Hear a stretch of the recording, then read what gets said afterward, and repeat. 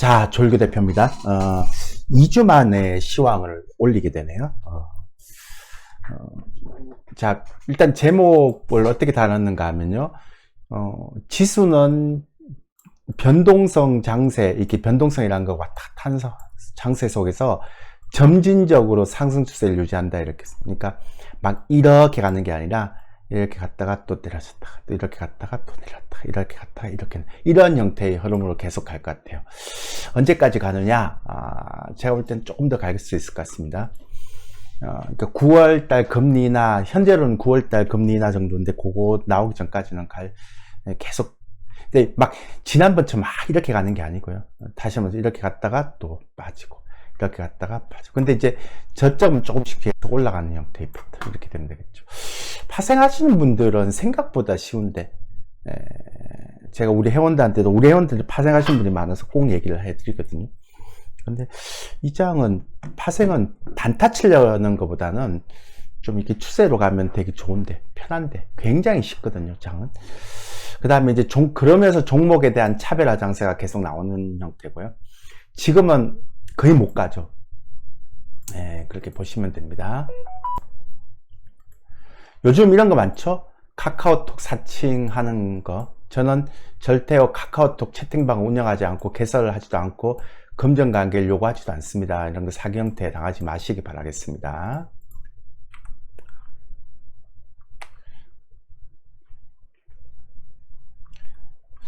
자, 그렇고 이제 하면서 전체적으로 보면 이제 계속 차별화 장세, 특히나 이제 개인들이 많이 가지고 있었던 혹은 많이 물렸던 2차전지라든지 네이버, 카카오 이런 종목들 거의 못 가고 있기 때문에 지수가 2800선을 간다 하더라도 체감 지수가 그렇게 좋지 못한 거죠. 그리고 이제는 제가 이것도 예전에도 했지만 증시 이벤트라든지 거시지표 이런 것들에 너무 신경을 쓰면 오히려 종목 선별하는데 노이즈가 될 수 있죠. 그러니까 그냥 트렌드의 흐름만 파가자 이렇게 얘기를. 다음 주에 개인 PC 있는데요. 저희가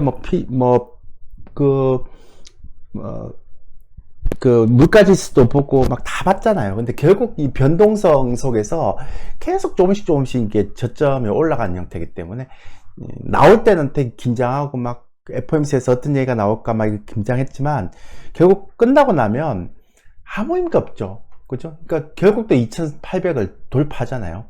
그러니까 종목 또 2800이 돌파한다 하더라도 못 가는 2차전지나 뭐 네이버 같은 경우는 계속 못 가는 거고. 그래서 이런 거시적인 지표라든지 증시 이벤트에 너무 신경을 쓰다 보면 종목을 놓칠 수 있기 때문에 그렇게 하지 말자라고 말씀드리는 겁니다. 됐죠? 그렇게 생각하시면 될 것 같습니다.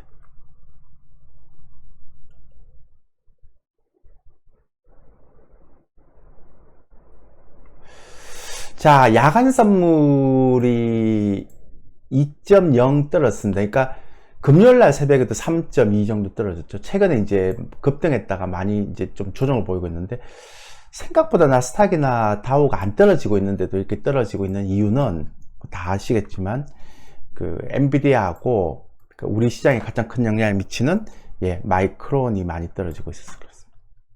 그러니까 미국 시장은 다우나 이런 쪽은 이쪽의 비중이 크진 않는데요. 근데 우리 시장은 반도체의 비중이 커서 바로 영향을 받죠. 그래서 그런 영향을 받기 때문에 미국 증시보다는 우리 증시가 좀 더 영향을 받고 있다라고 보시면 되죠. 그 다음에 유가가 85불까지 올라왔습니다. 브렌트유 WTI는 이제 80불이고요. 그리고 10년물 국채금리는 아직까지 별로 안 올라오고 있죠. 그래서 제가 요거를 하나 따져보니까 국채금리는 올라오면 안 돼요. 제가 말씀드렸지만 이거는 지난번에 5 넘었는데요. 4.8 정도, 요거 이전에 4.75를 다시 넘어가면 시장이 굉장히 또 경기를 일으킬 겁니다. 그런데 지금 굉장히 안정적으로 이렇게 잘 가고 있어서 다행이긴 한데요. 이것도 이제 고점이 이렇게 내려가는 걸로 볼 수도 있지만 저점이 쭉 올라갈 수 있는 걸로 볼 수도 있기 때문에 결국 이렇게 만나는 시점에서 방향이 틀리겠죠. 저는 예상하는 바는 있는데요. 너무 섣불리 얘기하기가 좀 그래서 좀 지켜보도록 하겠습니다. 그 다음에 원유 선물도 WTI 기준에 80불, 그래도 뭐 90불까지는 안 올라가서 다행이고요. 근데 브렌트유 기준에서는 85불입니다. 이것도 제가 장기적인 형태의 측면에서 저희 회원님들한테 얘기한 게 있는데, 여기 무료 시장에서는 조금 제가 얘기를 아끼도록 하겠습니다. 왜냐하면 안 가르쳐주고 싶어서 안 가르쳐주는 게 아니라 사항을 보면서 얘기를 해야 되죠. 그러니까 지금 유료 회원님들은 바로바로 저희가 이제 매일매일 이제 컨설팅을 하니까 대응을 할 수 있는데, 지금 무료 회원님들은 2주에 한 번씩 올릴 수도 있고 1주에 한 번씩 올릴 수도 있으니까 대응이 안 될 수 있잖아요. 그죠? 그래서 그때 움직일 때 미리 얘기하는 게 낫죠. 방향으로. 워런 버핏이 옥시덴탈 페트리움 지분을 더 쌌죠. 이제 에너지 관련주를 더 샀습니다. 그런데 반면에 엔비디아는 $2,000 간다라는 얘기가 나오고부터 뭐 다 읽어보시면 되고요. 또 굉장히 독특한 일이 벌어지고 있습니다. 예전에도 한번 이런 적이 있었는데요. 젠슨 왕이 17날 공시를 했죠. 주식 보장 방식으로 한다 그러고 17날 팔고 18날 팔고, 그 다음 내부자가 $7억 상당을 매각을 했다는 겁니다. 실적 발표 이후에. 자세한 건 얘기 안 하겠지만 이게 무슨 의미인지 여러분들 조금 챙겨시면 될 것 같고요. 그 다음에 이제 포드에서 전기차 재고 소진부터 한다 이렇게 얘기했죠. 그러니까 지난 1분기부터 전기차 한 대당 $100,000씩 소진하기 때문에 일단 재고차부터 소진하기로 했다. 그러니까 이제 2차 전지가 계속 못 간 이유가 이런 거죠. 그죠? 예. 뭐 저점은 찍은 것 같은데 계속 못 간 이유가 이런 것 때문에 못 간다고 보면 됩니다. 그래서 이 세 가지 뉴스는 우리가 좀 살펴볼 필요가 있죠. 버핏이 옥시덴탈 페트리움 에너지 관련 지분을 더 늘린 거고요. 그 다음에 엔비디아는 오히려 젠슨 왕이 팔고 있고, 그 다음에 포드는 전기차 재고 소진부터 하겠다 이런 형태로. 그 다음에 테슬라는 전기차보다는 이제 자율주행이라든지 로봇택시에 주력하겠다는 얘기가 나왔죠. 그죠? 그런 거 보시면 되고요. 저희가 이제 6월 동시만기가 3일이었잖아요. 근데 이제 그거 끝나고 나서 그러니까 저희 유료 회원님들은 파생하신 분들이 좀 많으셔서 저희가 이제 이게 얘기를 해드리거든요. 어떤 식으로 이렇게 가서 이렇게 간다라고 얘기를 해드리고, 그러니까 이게 금, 월, 화, 수, 목, 만기. 그리고 만기에 26,000계약 외국인들이 이제 9월물 롤오버 했는데 매수 평균 단가가 372다 이렇게 얘기를 이제 해드리죠. 근데 이제 그 만기 끝나고 나서 살짝 떨어졌다가 쫙 당겨버리잖아요. 그러니까 이게 이제 롤오버하고 굉장히 연관이 있죠. 근데 이제 저희는 만기주에 실시간으로 볼 수가 있으니까 파생하시는 분들은 되게 도움이 많이 되죠. 저희 방에 파생하시는 분들이 많아서 제가 이런 것들 이제 실시간으로 만기 때, 특히 동시만기 때, 동시만기 전 금요일부터 동시만기 월, 화, 수, 목 다 얘기해 주고요. 평균 단가까지 다 얘기해 주는데 이번엔 372더라고요. 근데 374까지 떨어졌다가 380 몇까지 쫙 당겨 버렸죠. 이번에도. 그렇게 보시면 될 것 같고요. 롤오버를 26,000계약 했는데 그 다음에 외국인들이 장중에 또 2만 계약 사면서 쫙 올렸습니다. 그리고 이제 엔비디아하고 마이크론이 떨어지면서 이익실현을 좀 해가는 형태의 흐름이다. 이렇게 보시면 되죠. 그 다음에 코스피는 이제 2분기에 다 끝나가는데 대단하죠. 아직도 6주를 정도 사고 있습니다. 그래서 현물 베이스는 전혀 문제가 없다라는 얘기를 계속 제가 말씀드리고 있고요. 반면에 지금 이 코스닥은 기관이 지금 거의 9천억을 팔았으면 개인은 얼마에 샀겠어요? 예, 개인은 거의 1조 2천억을 샀더라고요. 예. 그래서 코스닥 수급은 별로 안 좋고 거래소 수급은 나쁘지 않고 지금 이런 형태로 가고 있습니다. 됐나요? 예, 그렇게 가시면 됩니다. 요게 마이크론의 차트인데요. 요게 일봉이고 요게 주봉이고 일봉인데 지난번에도 이제 음봉이 크게 났었는데 요때도 났고, 근데 이제 그때도 계속 고점을 돌파했는데 이번에는 거래량이 좀 더 많죠. 그래서 이번에는 약간 제가 볼 때는 좀 만만치 않을 것 같다. 이거 뭐 개발학 폭도 크고요. 그래서 만만치 않을 것 같다라는 생각을 하고 있는데, 물론 이제 바로 떨어지기 하겠습니까? 요소 왔다 갔다 하겠죠. 박스권 왔다 갔다 하다가, 왜냐하면 이평선이 지금 너무 좋잖아요. 이렇게 주봉도 그렇고 일봉도 그렇고. 그러니까 이럴 때는 바로는 안 떨어지죠. 떨어진다 하다가 다시 올랐다가 떨어졌다 올랐다 이렇게 하면서 이제 여기서 횡보하다가 확 떨어지거나, 오랫동안 이제 한 달 동안 횡보하다가 떨어지거나, 아니면 더 올라가거나 이렇게 하겠죠. 근데 이번에는 지난번보다는 거래가 훨씬 더 많이 터졌다는 것 때문에 다시 올라갈 때 강도가 얼마나 되는지, 이걸 다시 돌파할지 그걸 좀 봐야 됩니다. 이것만 그런 게 아니라 엔비디아도 그렇습니다. 예. 근데 엔비디아는 원체 실적도 좋고 좋아서 마이크론보다는 조금 덜하죠.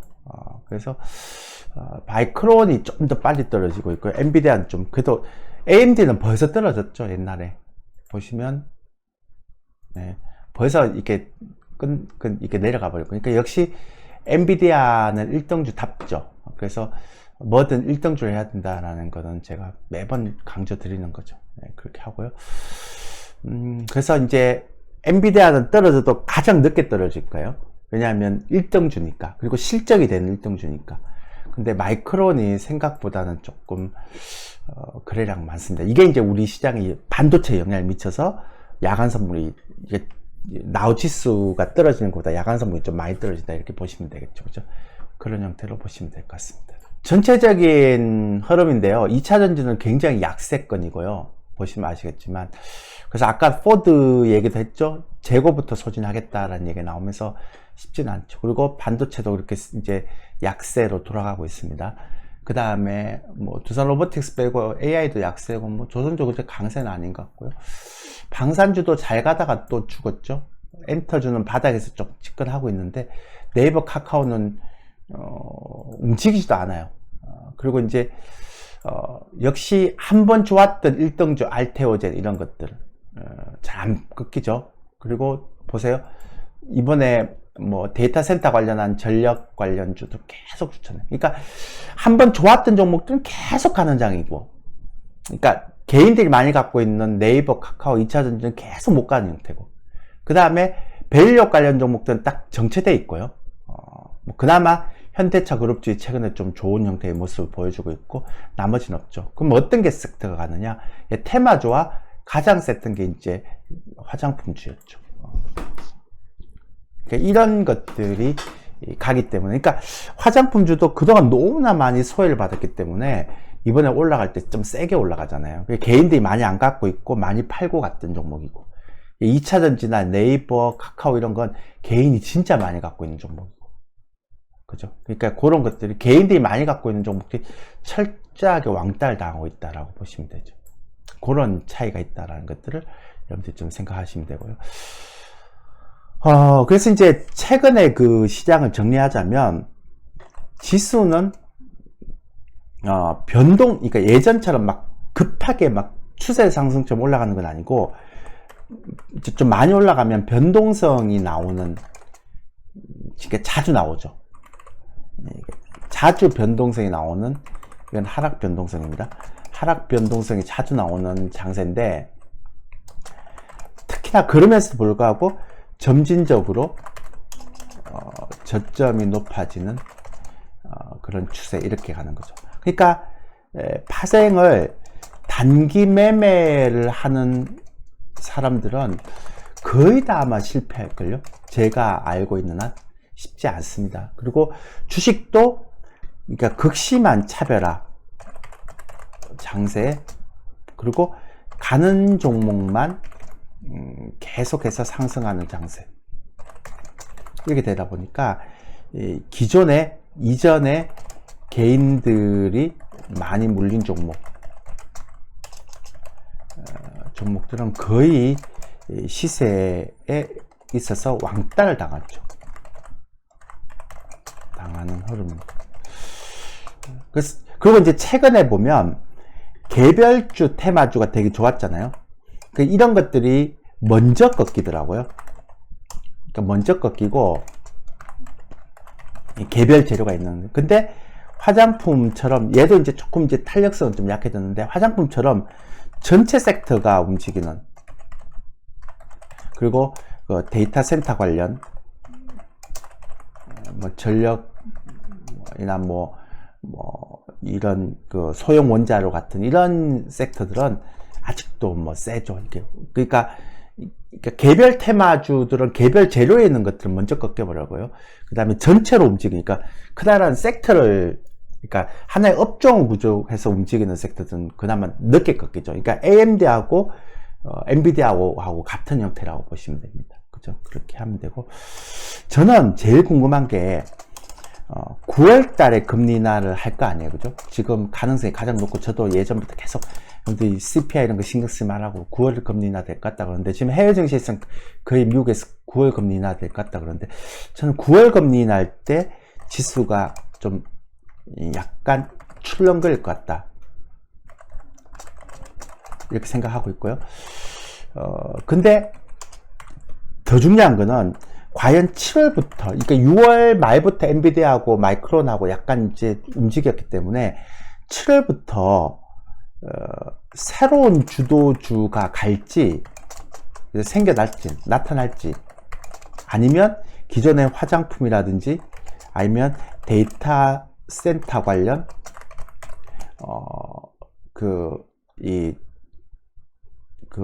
주도, 그러니까 이렇게 뭐라 그러죠? 그러니까 섹터들이 계속 이제 순환매 돌지,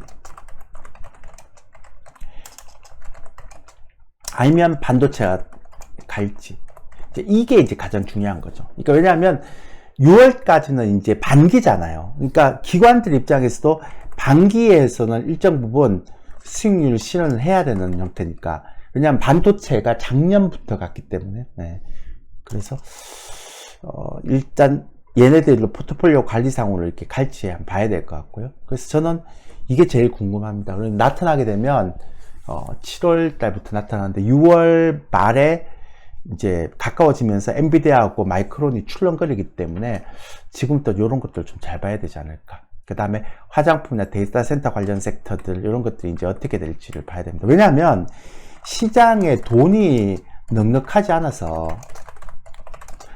그러니까 기존 주도주들이 완전히 꺾이지 않으면 새로운 주도주가 나타날 수가 없죠. 주도 섹터가 부각이 힘듭니다. 그죠? 그래서 이런 것들 잘 봐야 됩니다. 그러니까 제가 얘기도 했지만 자꾸 이제 쓸데없는 감정 소비잖아요. 그러니까 쓸데없는 분석 소비라고 그러는데, 저는 에너지를 낭비하지 말자. 어디에 PC라든지 CPI 이런 데 하지 말자는 거예요. 왜냐하면 어차피 9월 미국의 금리 인하 때까지는 출렁거림이 있더라도 계속 점진적으로 조금씩 올라가는 거잖아요. 그죠? 그런 것들에 대해서 하나하나 CPI가 어떻게 나올까, 뭐 PC가 어떻게 나올까, 이런 거는 누가 관심을 가지는가 하면 경제TV하고 3프로TV에 출연하는 그리고 김영익 교수 같은 분들이 관심을 가지는 거예요. 그렇잖아요. 왜냐면 이 사람들은 이런 이슈를 분석해 주면서 조회수를 올리고, 그 다음에 그러니까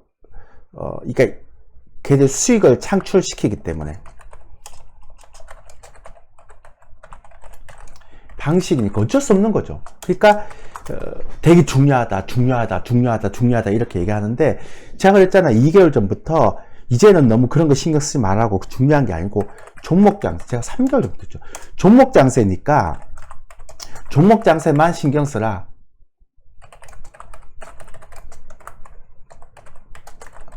그러니까 극심한 차별화 장세이기 때문에 그것만 신경 쓰면 된다는 거예요.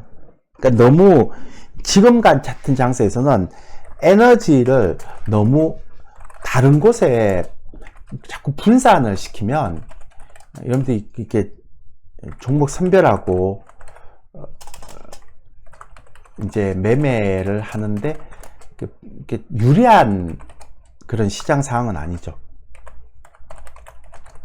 그러니까 정말로 펀더멘탈이나 이런 것들을 신경 써야 될 때는 정말 큰 얼음이 바뀔 때 이런 걸 좀 신경 쓰면 되는데 지금 그런 상황이 아니잖아요. 그죠? 그러니까 그런 것만 좀 신경 쓰면 되고 그렇게 하시면 될 것 같고요. 마지막으로 하나 이렇게 여러분한테 말씀드리면 제가 이제 이런 얘기를 잘 안 하거든요. 근데 왜냐하면 예전에는 와우넷에서 제가 무방을 할 때는 한 3시간씩 그러니까 4시간씩 뭐 5시간씩 해야 될 때는 정말 많은 좋은 얘기를 해주죠. 제가 업종도 다 챙겨주고 그때는 제가 막 6시간씩 해도 회원들도 억수로 많이 들어가고 듣고 이랬잖아요. 근데 요즘 그렇게 할 여력도 없고 열정도 없고 그럴 시장도 아니고 그래서 좀 다른 방식으로 좀 이제 제가 무방을 하고 있는데 이게 지난주에도 왜 안 올렸냐면 개인적으로 이제 좀 고향에 이제 부모님이 좀 이렇게 다치셨어서 제가 그 신경 쓴다고 좀 많이 못 올린 것도 있는데 그보다는 지금은 종목을 신경을 써야 되는 장이잖아요. 그러니까 막 시장의 이벤트가 크진 않죠. 그러니까 지난번 같은 경우는 이제 선물 롤오버가 가장 큰 이슈였죠. 동시만기일에 외국인들 선물 롤오버가 어떻게 되는지, 매수 팽끝나가 어떻게 되는지, 파생한 사람들은 굉장히 중요하지만 추식한 사람은 중요하지 않나요? 중요할 것도 없죠. 그리고 이벤트도 제가 볼 땐 크게 없고 그게 큰 시장에 여러분 영향을 미칠 만한 게 없기 때문에 근데 신경 쓸 필요가 없단 말이죠. 그래서 이제 가능한 제가 종목에만 신경 쓰라. 지난번 2주 전에도 했죠. 테마주 같은 게 중요한 게 아니고 여러분들이 가지고 있는 추세되는 그런 종목들, 우량주들, 중소형 옐로칩 이런 것들 신경 쓰면 된다. 너무 시장에 예민하게 반응하지 마라. 이렇게 얘기를 많이 드렸죠. 그러니까 그렇게 가시면 됩니다. 그게 가장 중요한 거니까. 그래서 전체적으로 보면 이런 장세는 9월에 금리 인하를 하기 전까지는 계속될 것 같은데 제가 볼 때 7월 달에 만약에 주도주 변화가 없으면 지금 주도 섹터들이 그러니까 금리나 9월 금리나 때까지는 계속 그냥 지속될 것 같고 만약 7월 달에 주도주 섹터에 변화가 있으면 그러면 약간 이제 다시 봐야 된다. 그 정도만 생각하시면 될 것 같습니다. 됐죠, 그죠? 예, 그렇게 하시면 되고 나머지는 뭐 또 다음 주에 한번 올리면서 보시죠. 다음 주에 PC도 있고 중요한 이벤트는 있는데 저는 PC가 어떻게 나오든 벌써 끝났잖아요. 이번에 점도표 나오고 CPI 하고 뭐 생산자 물까지 나오는 거 보면서 파월 회장 얘기하는 거 보면서 9월 금리 인하구나. 그 이상 더 빨라지지도 않겠구나 이런 생각을 했습니다. 그러니까 막 언론에서만 되게 막 부각시키고 있고 막 되게 중요하다 그러는데 실제 시장에서는 그런 걸 중요하게 생각하지 않고 있다라는 것만 기억하시면 될 것 같습니다. 예, 이상입니다.